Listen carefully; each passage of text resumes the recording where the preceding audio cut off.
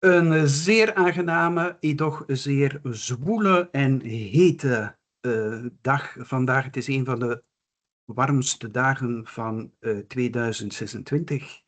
Maar we gaan toch een gesprek doen met een man die heet Dominic, en let op nu voor de naam, Bentley-Hussey. En ik heb hem gevraagd, ben jij dan van aristocratische descent of zo? Of ben jij een of andere prins? Maar dat blijkt niet zo te zijn. Het blijkt een samenvoegsel te zijn van Bentley en Hussey. Dus het is niet wat je er zou kunnen van denken. Dus het is een beetje pseudo. En laat dat nu net het onderwerp zijn waarop deze man gedoctoreerd is, zeer recent, op 21 mei, met een dissertatie die heet The Making of National Culture, Pseudotranslations in Romantic Britain and France. Hij is daarmee geworden dokter in de vertaalwetenschap en zijn promotor was Brecht de Grote, die hij omschrijft als zijn guiding star om binnen zijn onderwerp een oriëntatie te krijgen. Wat toch wel een mooi compliment is voor die meneer professor Brecht de Grote.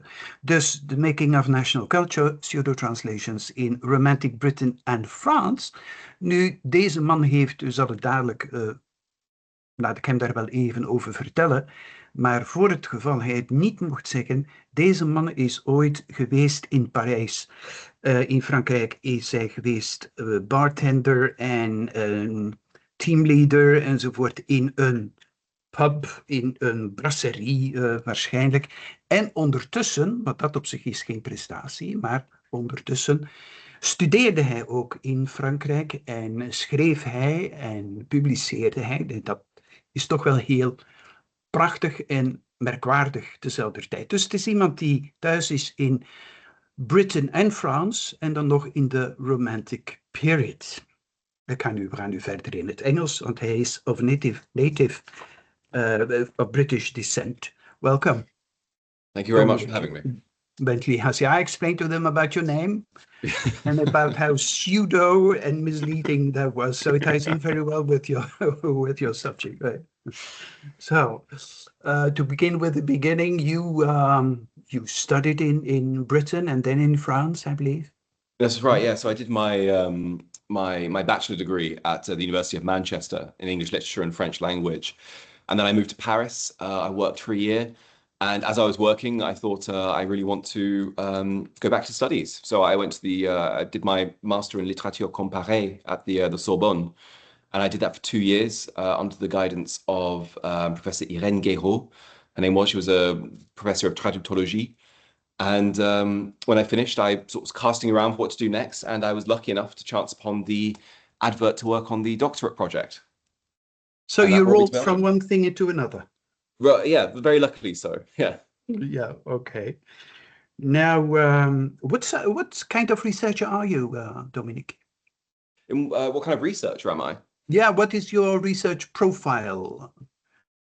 Well, so I work primarily in 19th century and sometimes 18th century literature. I'd call myself a comparatist. I like to place, national literatures as we imagine them within a sort of transcultural or international context. So I focus on elements of cultural transfer, ways in which I suppose a national cultural identity has usually been informed through transcultural contact. The sense of national identity that's cultivated in British literature throughout the 19th century is informed at all times by an increasing internationalization as the print market expanded across Europe, as Britain met France in war throughout, the Napoleonic years, et cetera, and then of course through colonial encounters as you move into the 19th century. So there is, the insular notions of identity that we associate with the 19th century kind of emerged as an increasingly global world emerged as well, and it's that disconnect that interests me, I think. Where does that come from, or were you interested in that sort of stuff as a 10-year-old already? No, I don't. I think as a child I loved cliched literature. Like I used to read Kipling and all the kind of Charles Dickens as well, all the kind of the really sort of like canonical British stuff. And then of course as you get like a little bit older, you become a teenager, you start kind of deconstructing some of that, and you say, okay, so why is this what it, well, why is Kipling so intensely British when he spent most of his life abroad? That's right. Stuff like that. And then eventually, of course, that leads you into translation, which I think uncritically, you kind of assume it to be like the one-to-one transmission of meaning. And then when you start piecing apart actually how it works or how it's been theorized in the past or how its practices have evolved, you realize that it's entirely bound up with the changing definitions of language and culture and identity that, changed as time went on. And translation is a window into how those things changed. Yes, exactly. Now, what sort of people do you think are interested in your PhD? Well, I mean, it sits at the corner of a few different things. I think people in translation studies will be interested in it because it does provide a fairly full, historicization of a very strange moment in the history of translation, the Romantic period, a period Right. when translation becomes a very derivative, secondary activity. Translation is seen as an invisible activity, even when it's kind of held up as something that we should emulate. And this dissertation goes into why. And I think for people who are interested in kind of media or literature, it provides a fairly decent account of how definitions of both literature were becoming more medial and how national culture was being theorized in response to that during the 19th century. Right. Do you have a definition of pseudo-translations? Yeah, well, it's a difficult one. They are texts that are, I'm kind of cribbing off someone else's. It's Seshna's Guchala's definition, I think, but it's texts that have no original source that claim to be translations. Is the most literal definition. And they could be hoaxes. So these could be texts that are written to con their readers into thinking that they are from something much older or much more esteemed or from a different language, and in fact they are not. Or it can be just texts that integrate translation as part of its narrative. So maybe sometimes a novel might have a preface that claims that this text, if it's a historical novel especially, claims this was a translation found in a box somewhere. And the author's not Right, really trying to con you. It's just, but translation is part of the story that's being told there in both right. cases. Yeah. Wasn't Thomas Chatterton someone who did what you last described? Yeah, That he found the medieval translations? he claimed to have found many not it wasn't translations. He claimed to have found the manuscripts of Thanks. medieval poetry, and it was a monk that he called Rowley, and it was written in like a pseudo medievalistic script. And again, I think people in translation studies haven't looked at these because they aren't technically translating, but it's doing exactly the same things. He was a Yeah, forger. yeah, no, for sure. And I mean, and I don't think, he hoaxed people, but I don't think the point of his text was to hoax people. He didn't get any real fame or notoriety from it, as far as I remember. The whole point of it was to theorize something. I think it was theorizing historicity or theorizing the relationship of how culture looked now to how he imagined culture might have looked then. And by bringing it up into the future, especially by using it to try and hoax Walpole as well, I think he's making a broader comment, or this was all about playing into how definitions of writing and language have become more mediative, more medial. Yeah. Umberto Eco comes to mind as well. Absolutely. I mean, the whole of the Name of the Rose arguably is about translation. All the monks are speaking ecclesiastical Latin, but they have that one sort of awful character who I think who speaks in like a doggerel kind of all the different vernaculars of Europe because he's just wandered around and people barely struggle, they really struggle to understand him. Um, and Eco opens his novel with this kind of false preface where he claims to have found this manuscript, which you can tell has been translated a couple of times already from the 13th century, from Adzo of Melk, I think was the narrator of the book. And that plays into what languages are doing in that novel all over, all to begin with. And he wasn't trying to hoax anyone, but No, no. translation as an operation was such an integral part of the narrative that was being told. Right, right. Now, how many pseudo translations did you study? Because you studied both British and French pseudo Mm. translations, right? Yeah. Well, I split my dissertation into three parts, and each part had a kind of comparative Frank British and then a comparative and a French section. So I did the Poems of Ossian, which is one, La Guzla by Prosper Mérimée, and that was the historical poetry section. Then I had a Gothic novel section, which was Vartek, an Arabian Tale by William Beckford, and Smara ou les démons de la nuit by Nodier. And then I went into periodicals, and there I drifted away from the very case study approach that I'd been taking. So I looked at a couple of pseudo-translations that were published in the Blackwoods periodical around 1819. So a sort of a theory of imposture was written by someone who claimed to be called Count Dousterswivel, I think. And then I looked at these really interesting hoaxes that were published in French newspapers throughout the kind of 19th century called canards. These stories of kind of very fantastical or foreign events happening on the streets of Paris. And they're always reported as though they had heard this in a bar somewhere. Really, really interesting things. And again, not technically pseudo-translations, but they were doing something very similar. Yeah. Why didn't you stick to the British pseudo-translations? Why did you have to drag in the French ones? Or was that the format? It's a good thing you did, right? But Yeah. why did you put it in? Well, I mean, my background was, I suppose this is a personal and a research answer. My personal answer is, my background was comparative literature, and I moved from Paris, and I wanted to keep the French thing alive. Sure. That's what initially set me down that path. But I think in terms of research methodology, I think it makes sense because I was basically what I wanted to read these pseudo translations for was for their theorization of culture along nationalistic lines, something that is intensely tied up with Romanticism and the Romantic movement. And the Romantic movement moved from, well, this is oversimplifying, but like it moved broadly from Britain into France. So by doing the comparative thing, I could chart that movement over. It provided, I guess, a kind of diachronic aspect to what was otherwise a very comparative thesis. How do you recognize a pseudo-translator? And were they men or women? Ooh, well, the ones that I read were men. But you have to understand that pseudo translations as well were a very common way of writing, especially in sort of 1820s France, when Gothic literature was very, very popular. But the best Gothic literature came as translations from Britain.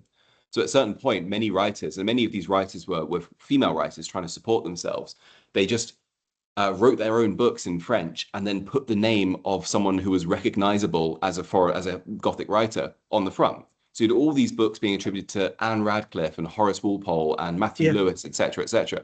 And they're just people's original creations because they just wanted to sell them. So that is the material and commercial element to pseudo-translative writing. But in terms of a window into theorizing national culture, I couldn't quite use those. So they kind of form a background to what I'm writing about in the 1820s. Were there any qualitative distinctions to be made between the British and the French pseudo-translations? I think qualitative, I don't know. I think they are composed in different ways, I would say. I think the French pseudo-translations tend to be staging a much clearer dichotomy in terms of different translation strategies, usually because the French culture was much more guided by the 18th century and by the Enlightenment at that point. So they're trying to do two things at once, even as the 19th century is forcing them to reconsider. Right. What were the main motivations to make a pseudo-translation? I mean, difference between writers. I think there's plenty of evidence to say that a lot of especially in the case that I told you now with Gothic literature, people want to make money. But even that is interesting because it shows a window into the fact that there is now a mass print market. There is now a popular literary marketplace. And that wasn't something that necessarily existed really in the 18th century. But there's a glut of people rushing into crowd the space with their own literature, and they would use pseudo translations as a commercial mechanism by which to do so. In other senses, I think that pseudo translations serve to, or in the ones that I'm writing about especially, they serve to theorize or try to create a historical element to their own culture. So that's the case with Ossian, right, by James Macpherson. There is an effort to create a historically situated national and traditional culture for an area that was maybe feeling disenfranchised by the recent join into the Union, for example. I think there is a theorization as well around what it means to communicate, especially when you are translating something that claims to be centuries old, or you're pretending to translate something that is centuries old.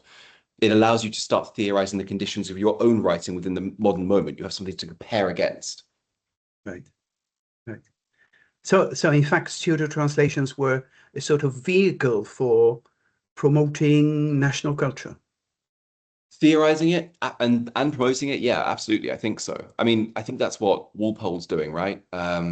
So much of Gothic literature, and you see a lot of pseudo translations in Gothic literature, you can see that there is an emergent idea of like a national insular kind of culture. You know, the foreign becomes scary, the other is like monstrified, etc., etc., etc. I think absolutely. If you would to transpose that to our current situation, do you have an idea where you suspect pseudo-translations might be popping up as a vehicle for national culture? Yeah, I mean, I think basically, I think pseudo translations were consequences of and sort of symptomatic of the media cultural changes that were taking place at the time. So, as Europe at large sort of shifted from a print culture to a mass print culture with all these things that we've been talking about, you know, a popular literary marketplace, an internationalized sort of literary network. All of a sudden, people are reading newspapers about events that are taking place quite far away. I think if we look now to our own kind of media cultural term, it's towards digital, right? Sure. I think the best thing you could see, I mean, if you remember the sort of the early days, sort of around the early 2010s, maybe the late noughties, there was a real influx of hoaxes that were appearing on people's computers, email chains, things like send this on or you will Yes. get cursed, stuff like that, or like scary stories that would spread around the internet and kind of assume a kind of semi-mythical status. Those were stories that were their fear or their way of communicating relied intensely upon the medium in which they were communicated. Those, I think, are a pretty artful parallel to what pseudo translations were doing. I think they are theorizing the kind of the materialities of their own communication and relying upon those in order to create fear or to hoax or whatever it is. You know, I mean, I remember being on the internet when I was a kid and sort of getting one of those email chains, and it really convincing me because I just never seen anything like this before. But it's the mass one-to-many sort of anonymized aspect of it that makes it work. And in that sense, I think they are the parallel maybe to pseudo translations, just off the top of my head. Now, to put it in layman's terms, what was, in a few sentences, what was the point you were trying to prove, and how do you feel that you've succeeded in doing that? Yeah. So I think the point that I was trying to prove was that the emergence of national culture was not necessarily as overdetermined as it might have seemed. So the history of nationalism has been sort of quite well documented now, and the role of media in it has been quite well documented. There's this idea from kind of Benedict Anderson, who was kind of the touchstone in histories of nationalism, that you know, print capitalism developed in the late 18th and early 19th centuries. All of a sudden, people are reading newspapers written in their own vernacular, and that enables them almost sort of by a one-to-one step, that enables them to start imagining themselves as part of a national community, a community they'll never meet. They can start imagining it. And I think what I want to do was nuance that portrait ever so slightly. So I think Benedict Anderson's account is, I think, mostly like correct, but it doesn't take into account just how internationalized the world was becoming at that moment as well. How do you account for all this insularity when there is increased internationalization or transculturation? You know, translation activity skyrockets during the Romantic period, even as translation becomes a derivative activity, like a secondary activity. I also wanted to prove, or I wanted to see whether this whole process of imagining, from media change to imagining, if it's as overdetermined or as technologically guided as it seemed. I thought maybe there was more agency involved there than is usually accounted for. And I think I've done a decent job at going into both those things. I tried to prove that translation becomes derivative because it is seen as a medial activity. It's seen to disarticulate between author and kind of untrammeled spirit that they tried to communicate. And so when you add a step in there, translation becomes suspect. There's a very visible remediation of meaning between two languages. And as a result, I think translation is used by Romantic writers as a way of exploring all the changes that are taking place in their own communication culture. And I think by reading these pseudo translations, what you see is that they are all theorizing the manner in which communication has a historical specificity or historical particularity, that meaning is historically situated and hasn't always been the same. Things have changed. They're now starting to understand there is a materiality to their own communication. And in theorizing and dealing with this materiality, which is what my dissertation studies, there is an aesthetic response. There is an aestheticization of the medium, of the material, which produces national culture. When you theorize that back in the day, people communicated orally. You know, culture was oral, and you spiritualize that, and you provide that an aesthetic burnish because you kind of want to give your own people or your own culture a kind of historical dimension or historicity. By aestheticizing that process, by aestheticizing that medium as historically situated, you start developing an idea of national culture. So I think I just wanted to ever so slightly nuance what media histories have been saying so far. And I think I was hopefully successful in doing so. How prominent is Dominic Bentley-Hussey in the world of the pseudo-translations? it's not a Don't be huge world. humble. It's not a huge world, and at the moment, still not very not very predominant. No, there's two big works that I know on pseudo translation, and that is by Louis Wattier and Ronald Jen are the two books that I've read on the subject. There's an article that was very good that I read on it as well. That was in a French context, and I cannot for the life of me remember who read it. But I think they're really interesting. I think they've been mostly left aside. People keep pointing to again and again pseudo translation in translation studies and being like, wow, someone should really do something about this. You know, from kind of the Anton Popovic days in the kind of 1975 or whenever it was, when they first started giving pseudo translations a name, to I'm trying to remember and then to other scholars who kind of theorized that maybe this was a way for writers to introduce novelties into a culture, and they could, if people didn't like what they were writing, they could just point away somewhere else. You know, if they wrote a pseudo translation that was controversial, if it was like erotic, for example, and that wasn't accepted or people didn't like it, they could always be like, well, I was just a translator, it's not my fault, you know. Which is, I think, is not really something that I ascribe to. I don't think. I think it's a lot more complicated than that. And now in recent years, Beatrice Vernacker and Tom Toremans have they produced a whole special issue on pseudo translations, and I think it's there. They depict pseudo translations as a window into how translation is perceived and what it's doing within a particular cultural context. And it's very much their definition of pseudo translation that I work with. Beatrice Vernacker was my one of my jury members as well, and her work was massively influential in terms of how I approach these texts that at first I just found really, really puzzling. Look at that, how you evolved from someone who was not well acquainted with pseudo translations to someone who is indeed an expert, has become an expert on it. So I did understand in between the lines that a subsection of pseudo translation is erotic. I mean, it was an example of like a controversial text that has been introduced into a target culture, and the author has sort of pretended that what they introduced, which was controversial, was a translation, just so they could sort of hand wave responsibility for it, or controversy.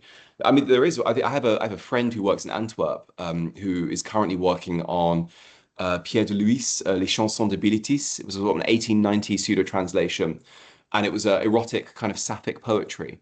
And it was immensely popular in France. I won't speak to his research because he will know it, obviously, you know, properly, and I don't.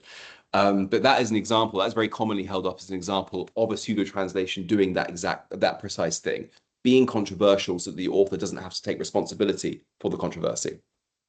Now, Dr. Dominic Bentley-Hussey, if you were to recommend one excellent pseudo translation, be it French or be it English, what would you advise?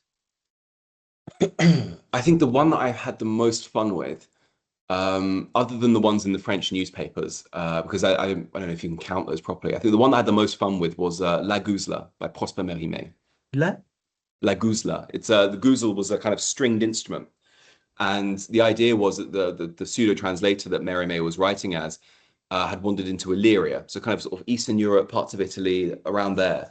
Yeah. And he discovered this wandering bard called Hyacinth Maglanovich, and Maglanovich would sing these songs on a guzl, like a La Guzla, and that's where the title comes from.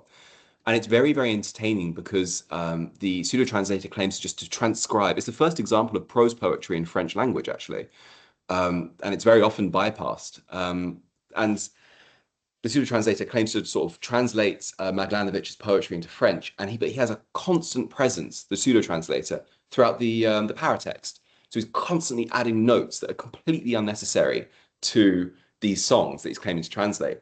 And every now and again, he'll intersperse with details of his own travels. He has a really interesting part where, because the idea is that he sort of wandered through all this region, picking up this kind of this folk culture. It's a very ironic version of what like a lot of like historical poetry was doing in the Romantic period. And I think the author was having a lot of fun with it. But he sort of tells stories about sort of coming into contact with the customs of the people that lived there. And and he talks about how a girl he goes into a village, and someone, the daughter of the host that he's living with, claims to have been bitten by a vampire, and he has to follow he follows the townspeople as they dig out the corpse of the person she claimed bit her, and they cut its head off and they burn it, and then they go back, and the girl still continues to sicken, and he tries to hoax her by reciting what he claims is a magic spell, and was actually Racine, so it's an element of his own culture, and claiming to have cured her of the vampiric curse. And she doesn't believe him at all and dies. And then he leaves, and I think the final line is something like, I left happily cursing ghouls and monsters and vampires and all those who tell tales about them. And of course, it's so ironic because he is one of those people telling tales about. There's so much going on here. Yeah. And it's darkly funny in a way that's not very obvious, and it's just a lot of fun to read. So I would definitely recommend that one. Is it still available? It must be. The copy I have, I got from Gilbert Jaune in Paris years ago, and it was like €3. It's a very slim book, and it was published in 1997, I think.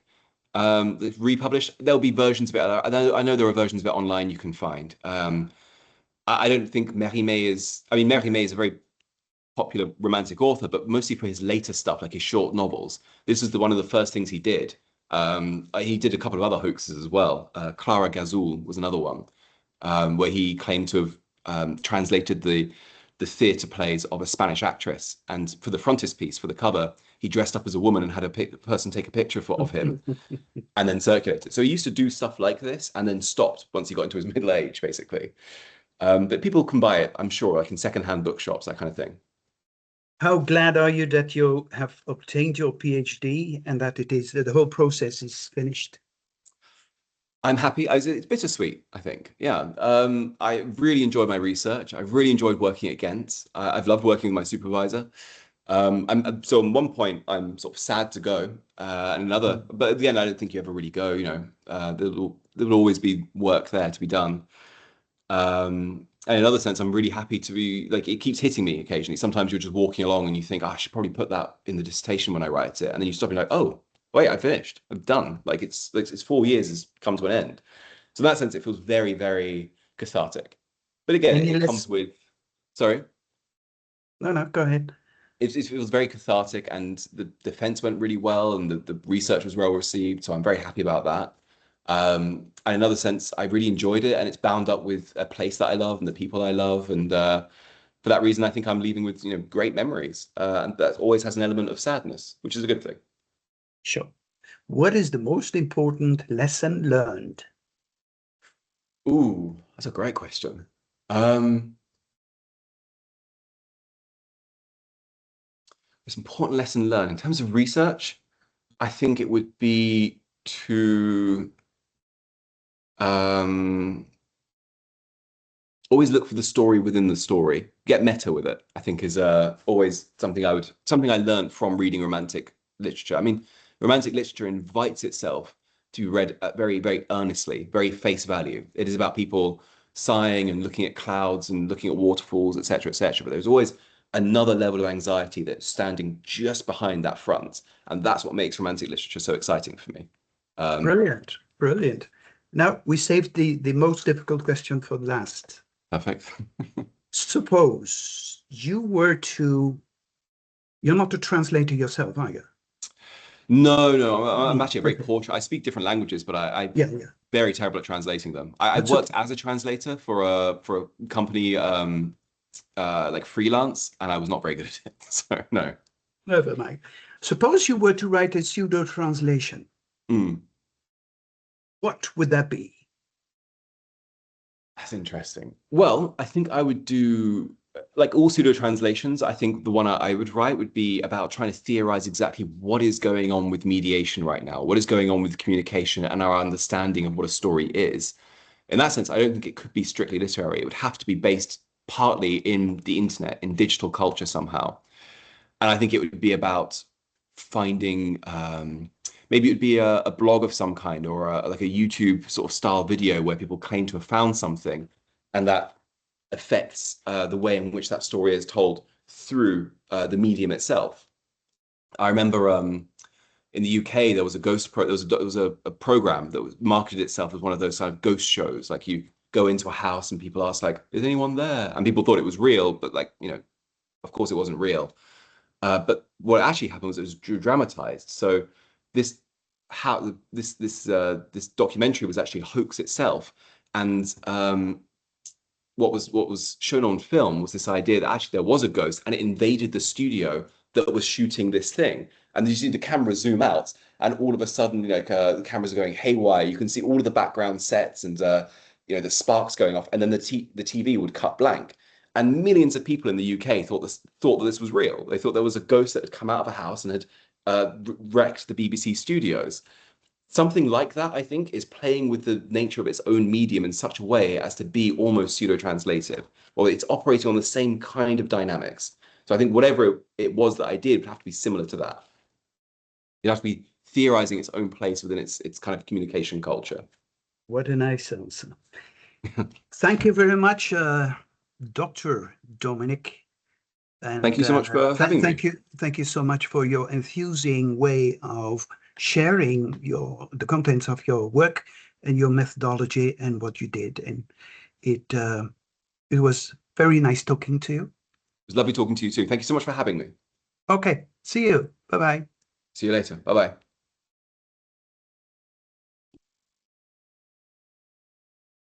Stop recording and transcription. Stop.